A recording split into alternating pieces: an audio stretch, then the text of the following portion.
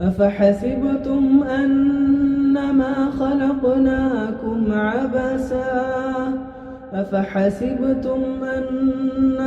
خلقناكم عبثا وأنكم إلينا لا ترجعون فتعالى الله الملك الحق لا إله إلا هو رب العرش الكريم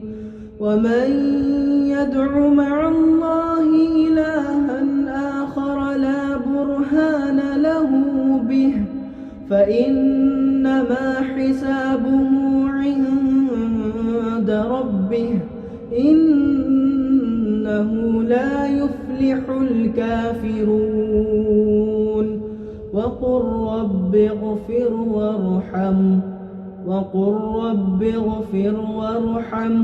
وأنت خير الراحمين.